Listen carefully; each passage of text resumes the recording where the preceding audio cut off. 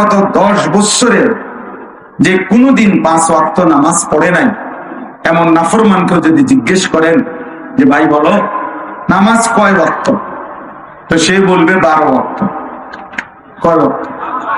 তো তাহলে এই কথাইটা হেও জানে না রে, হে তো 5 ওয়াক্তই করি। তাহলে এটা কি ইলম? না, এটা মালুমাত। অর্থাৎ এই বিষয়ে সে জানে এতটুকু, কিন্তু ইলম হইতো তখন, আমলে পরিণত হতো যখন।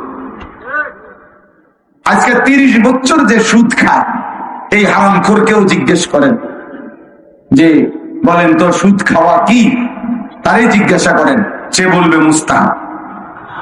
কি তাইলে 30 বছরের সুদখোর হারামখোর সেও তো বলতেছে সুদ খাওয়া কি, তাহলে এটা তো সেও জানে, এটা মালুমাত, এটা সে জানে আর কি,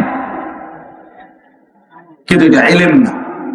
ইলম তখনই ইলম যখন তা আমলে পরিণত হয়, আমলে পরিণত হয়। এই জন্য দোস্ত, আমরা প্রত্যেকেই প্রত্যেকের পথে চলে যাব।